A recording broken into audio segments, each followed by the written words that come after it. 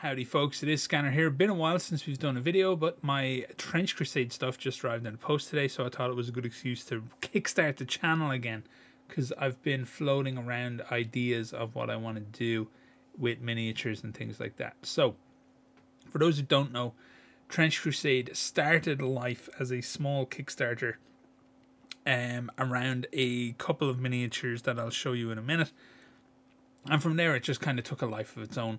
And the visual concepts, I think, were very, very strong. And so they inspired a lot of other people to jump in. Trench Crusade itself was developed and concepted by a guy called Michael Francina. He's a concept artist and illustrator, and he works for video game companies like EA and Blizzard, Fat Shark and Runic Games. And he's been working away developing the world of Trench Crusade. Then there's James Sheriff. He is a sculptor. He sculpts miniatures for a living, and people in minigames kind of area of interest should probably know him best, I feel, as he makes he's one of the people behind 28, which is a free to download digital mag, and it really kind of focuses in on grim dark stuff, so there's no real surprise that he would be involved in this kind of thing. And they're working with a company called Zealot Miniatures, who are doing Siocast. All this stuff is Siocast, except for like small components thereof. And the game itself is a kind of World War I, World War II era-ish. Hell has overtaken the Earth. Well, back in the Crusades, the Templars fucked around and found out basically when they unleashed a bit of hell into Jerusalem, as you do. And ever since then, they've been at war trying to take it over. The heretics, the Templars, were basically the first heretics. They were kind of confounded into doing something daft and gave up their souls for hell. And now, 1,000 years later, they're still trying to put that particular shit genie back in the bottle. So it is what it is. Now, where this stuff gets interesting is that they originally did a Kickstarter for just like 2 characters, and they said, you know, we'll expand it as we go. There's like more in the tank if anybody's interested. But the first 2 that they wanted to do were this big dude with the big gun here. He's called the Communicant.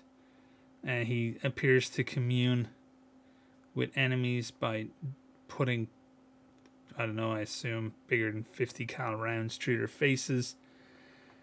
And then this guy who carries the ammo. Basically, he's a good guy. Look at him carrying the ammo. They seem to work in tandem. I can't remember that dude's exact name. I'm going to see if I can find it now. He is called... So he is called an ammo monk, which is something of a fitting name. So they did those first, and then it kind of took off from there. So they had other models that you could get if you wanted to as stretch goals opened. And this seemed to attract the attention, I believe, of a chap a lot of people know called Tomas Pirinen. You might know him from things like Mordheim and many years working with Games Workshop and being like, for a while he was their upstart designer, I feel is a good way to describe him. And he's since gone on to do other stuff, obviously, but like in the lore, he's the Mordheim guy. I think is a very kind of realistic way to put it. So yeah, so lots of interesting, talented people are involved, and now they're going to go on and make a big game.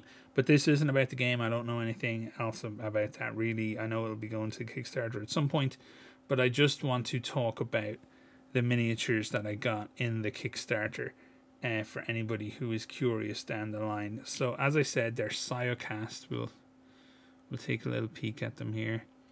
You can see they're doing Siocast things, so like right at the edge of the cloak there is a little iffy. Now that's not a major deal. It's not as tight as it would be if it was hard plastics. There's no doubt about it. But it's also not a major problem, and you can see it doesn't actually replicate on the other side, which is interesting to me. You have a slight, I would argue, loss of detail in the downward, let's call them the rope at the waist. There's a smidge of a loss of detail. I would argue that that's actually because of where it's placed on the sculpt, as opposed to the actual method of the casting itself.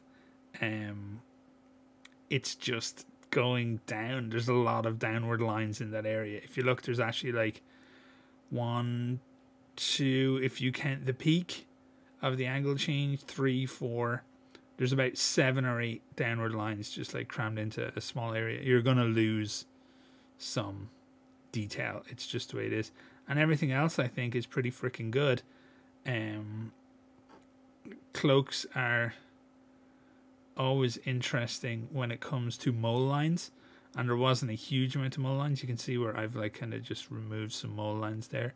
They weren't particularly bad at all, and then the detail in the mask I think is pretty solid as well. Realistically, for this model, the standout pieces or the standout portion is the chest, ammo crate, hands, the lower collar, and then the face and the hood. And I think that all looks great. Like, you know, there's plenty of detail there to work with. And you don't want to over detail these things when you're painting them anyway. Like, you're looking at a very grim setting. Like, you know, ornateness is not really going to be a thing. Alrighty, so up next, the Communicant. Really visually arresting model, I think, especially when compared just size-wise. You know, just really interesting, long, skeletal, almost demonic in a way. Really nicely armored, I think. The lines are very nice and fine, and you can see you don't really have any of the jittering at all. And long, limber. The gun is just tremendously big, which is always nice. The only problem I found on this guy was just on this joint here. The hole, I think you can see it better around the back. Yeah, you see it just there. The hole had just filled in a little bit. I decided it wasn't a tremendous problem for me. I was just going to glue it, and I'll go in with some green stuff later and just patch it all up. I have no problem doing that. I'm going to make some guesses around the kind of people who would back Trench Crusade, either this or the game, and say that you're the kind of people who will react negatively to imperfections and then also be well able to actually repair them. It's a very specific type of a gamer and modeler out there who will do both. They'll be like, oh, you know, they want perfection, but if they don't get it, it's actually like not a tremendous deal, and they can just fix it up themselves. So I'm not going to have any real issue just fixing up the arm there, to be honest. So yeah, just an incredible looking model, I think, and the detail is pretty solid throughout. I'm really excited to paint that dude. Up next, the Combat Medic. Quite an interesting model. Armor and robes. You're going to see a lot of armor and robes. These are called the Trench Pilgrims. Everyone that was covered in this is a Trench Pilgrim. They're one of the factions that will be in the final game. You can see the hand is quite delicate, and the saw blade, I guess. This was its own piece, this big pouch on the back, so that was glued on and done separately. But you see the cloak looks great. The lines look great. One of the reasons why I really like this is not a huge amount of faces. Lots of masks. I'm not much of a guy for painting faces. I'm not very good at it. Very strong design as well, though, and pretty brutal. I think the intent of this is to let you know that, like, medicine takes place on the front lines and involves just chopping bits off you. I think the piece speaks its intent in a way. So once again, a very nice miniature. These guys Trench Pilgrims. Super interesting. These two shoulder pieces were individual, so they were glued on. The gun was individual and glued on. Barefoot. I like the idea of the barefoot pilgrimage through the trenches to, you know, do whatever it is that they need to do. I really like the idea that they seem to be like locked into the armor. There's no way for them to get the armor off, we can assume, because there's a lock, but there doesn't appear to be anything made of a key on the sculpt, so we can assume somebody else has the key and that their pilgrimage drives them onwards until it doesn't, which is probably death, and the lock just simply cannot be opened. They don't escape the armor. They're committing to what it is that they're doing. I really love these sculpts. Like, they tell a lot of story just in the sculpt, and because the world is somewhat known to you, like, these are people doing what the things that people do, and people they are psychotic, so will really get after their bullshit once they get going. And yeah, this guy looks like he ain't gonna stop anytime soon. So yeah, I love the mix of being locked in the armor and being barefoot and just being out to do whatever it is that it is he's gonna do out in the trenches. Really good. Now, on this sculpt, the only bad thing was there was a big flash at the back of the calf, but it removed, and I mean like a thick flash at the back of the calf, but it removed quite easily. Side cast is a little rubbery, so it's very interesting to cut. You have to be very careful, I feel, when you are cutting it. But yeah, super interesting sculpt once again.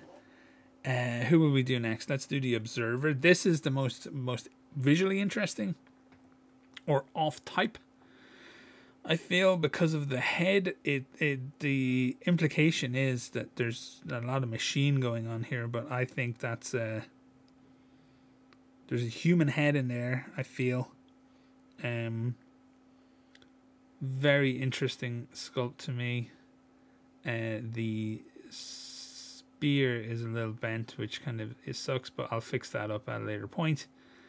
And I really just wanted to get this video made.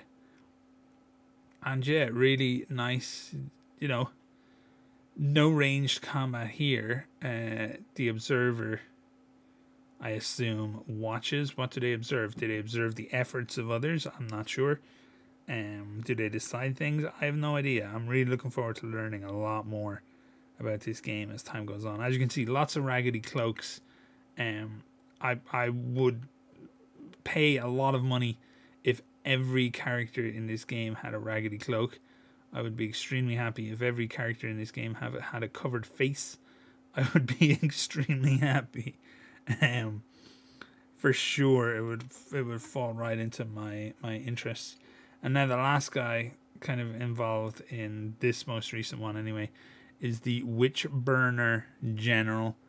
I guess something of a play on the Witchfinder General concept. And yeah, really the cleanest, I think, out of the sculpts. You can see here little discoloration in the plastic. It doesn't actually mean anything or do anything to your sculpt. You can obviously like just paint over it and whatnot, but just little bits of discoloration in the side cast plastic. That's what happens sometimes. And these guys are really, really clean. You can see, I'm gonna bring in the blade. You can see here they're very much kind of a judge vibe. They've got the wig. I don't know how many people watching this will be like too aware of the English judicial system, but you have a lot of wigs going on, so they're obviously drawing from that, which is quite cool. The cane, which is pretty dope. He's mid-step. I just glued him down. I'll put something under his foot at a later date. These guys in the lore wear extremely blood red cloak and whatnot, although it's difficult based off the art. I'm actually going to show you the art here. They send out these magnificent little art cards with everything, so let me just move some stuff around. So yeah, you can see here it's hard to tell if there's blood or not. There's definitely blood on the armor, but those cloaks I feel are definitely red. The armor might be like blood red and then like chipped and stuff. I'll make my mind up as I go to paint it. There's the Communicant and the little ammo man. You can see the Communicant is covered in scripture, which I really like. I'm not good enough to paint that scripture, boys. You're gonna have to go somewhere else. Grimdark Compendium, maybe. They seem to be doing the official painting for it. There's the Trench Pilgrim, as you can see. Really cool looking. It looks a deal more robust, actually, in the picture. I want to say it looks a little better fed. I feel like our Pilgrim has been pilgriming a bit more than this Pilgrim has. And there's the medic, really just very, very Silent Hilly for some reason. Kind of spooky and scary, which I like. And then the Observer, whom I really like and might be my favorite because of how strange it is. Very odd visually, and I just really, really like it. So yeah, that is it. That's the Trench Crusade stuff. I thought I would put a quick video up. I'm gonna go through these guys and paint them. I have more. I have alternate poses of the Communicant. I have like doubles of some of the miniatures because I was just like firing money at them, to be honest, when I saw it. And I was like, oh, please, you know, do more. Here's money. So hopefully what happens is we get some information around the game. If you go to their Kickstarter, you can see everything they've done so far. And we get some information going about the new game. The new Kickstarter at some point would be dope. I know they're planning on fully fulfilling all their current stuff by March, I think, which would be great. And then hopefully we can go from there. Yeah, so that's it. First video back on the channel for a minute now. Gonna be painting all of these guys basically over the coming weeks and putting up videos and then doing whatever else as well. So that's it, folks. Thank you so much for watching. Sorry for rambling, and all the best.